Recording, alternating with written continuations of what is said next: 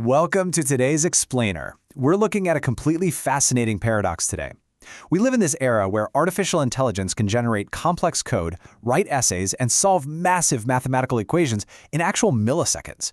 So you'd probably assume the experts building and teaching this tech are moving at lightning speed, right? Well, not exactly. Today we're exploring why an advanced computer science professor actively chooses completely analog, old-school methods to master the newest, most cutting-edge technology out there. It turns out slowing down might actually be the ultimate hack for getting ahead. Okay, let's dive into this. The professor we're talking about is Tom Yeh from the University of Colorado in Boulder. He's a computer science professor who had this really daunting realization. He had completely missed the deep learning wave.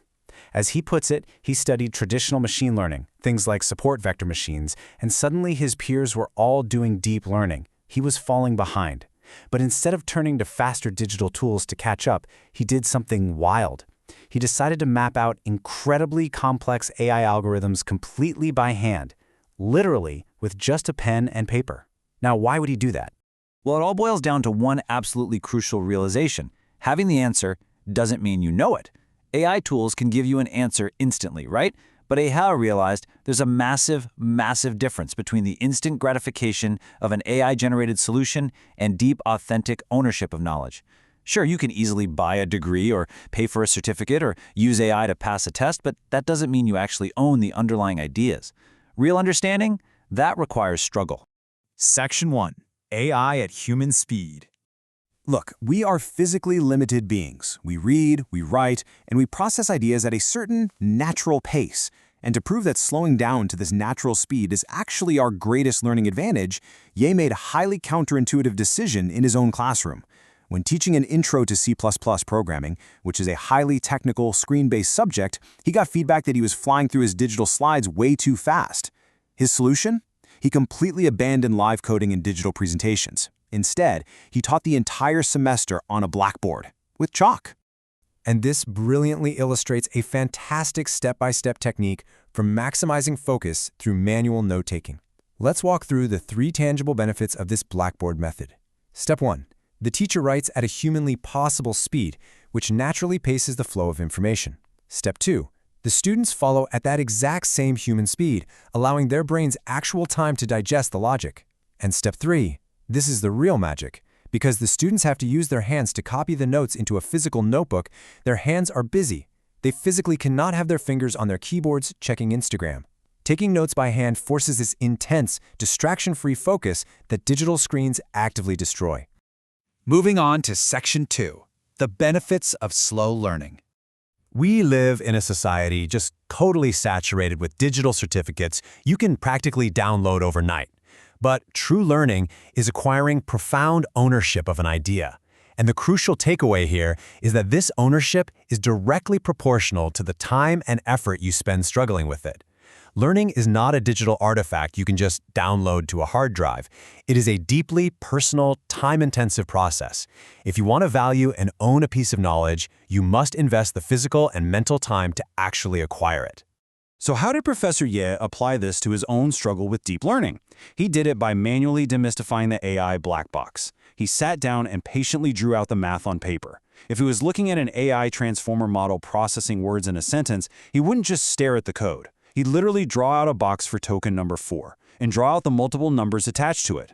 By breaking down incredibly complex algorithms into simple hand-drawn boxes, he found his aha moment. This personal struggle led directly to him launching a global education initiative called AI by Hand, showing others that AI isn't magic, it's just math we can all understand. It shows that if you're willing to map things out, the magic disappears and the underlying logic becomes yours to keep. Let's move to and see how this builds into Section 3, Evergreen Foundations Outlast Tools. When you step back and look at history, the tools keep changing, but the foundations don't. When Yeh was an undergrad, he was forced to learn linear algebra and matrix multiplication, having no idea why it was important. Then the 1990s hit, Jurassic Park came out, and CGI was everything. Guess what powered CGI? Matrix multiplication. Then in the 2000s came big data, powered by matrix multiplication. The 2010s brought machine learning, matrix multiplication. Today in the 2020s, it's all about modern AI. And yes, matrix multiplication again. And in the future, when we are all obsessing over quantum computing, you guessed it, The tools keep changing, but the mathematical foundations are the unchanging engines powering every single era.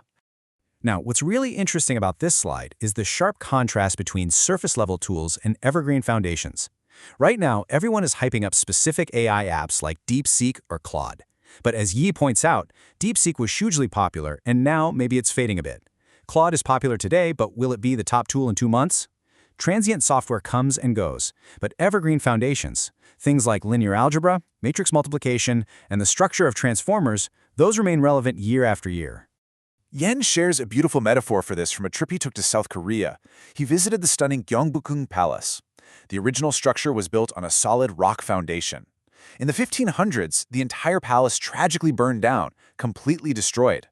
But in the 1800s, they were able to rebuild the magnificent palace again. Why? Because the original rock foundation was completely intact. If you focus only on surface features and new tools, you are constantly rebuilding your house from scratch every time the tech landscape changes. Build your rock foundation and you're set for life. Which brings us to Section 4. True learning builds character. This foundation isn't just about math, it's about psychology and character. The psychological endurance created by difficult manual effort completely outlasts any specific line of code or software update. Consider this fascinating anecdote Yeh shares about cheating in his intro programming classes. For years, students used sites like Chegg to share and copy solutions, forcing professors to set up digital traps and track IP addresses. Yeh dreamed of the day Chegg would go out of business. Well, AI came along, Chegg lost its dominance, and his dream effectively came true. But the problem didn't go away. Students just started using AI to cheat instead. The tools for cheating evolved, but the fundamental societal problem, a lack of willingness to invest time and effort into a challenging learning task, persists entirely regardless of the technology. So the crucial point is this. When employers are looking to hire, what do they actually care about? They don't just want someone who calls themselves an AI native. They are desperately looking for individuals with core human traits. Problem solvers, team players, people with a strong work ethic, and those who possess the sheer willingness to open up and tackle the black box of a difficult problem. Because if you hire someone who is a genuine problem solver and a great team player, they are automatically going to learn how to use AI to collaborate and find solutions anyway. You don't even have to force them. And that leads us to this incredibly empowering realization from Professor Yeh. AI cannot change people, only you can change AI. If you aren't a team player, an AI bot isn't going to magically make you respect others. If you skip the difficult practices in life, whether it's learning the piano, practicing soccer, or mastering matrix multiplication, an AI tool cannot build that discipline for you. Human character, built through the slow, manual struggle of learning, is the true driver of innovation. So, I want to leave you with this question. In a world flooded with instant digital answers, what foundational knowledge are you willing to build by hand today? Don't be afraid to put away the keyboard, grab a pen and some paper, and really embrace the struggle. Because as we've seen, taking the time to learn slowly might just be the fastest way to master the future. Thanks for joining me on this explainer, and I'll catch you next time.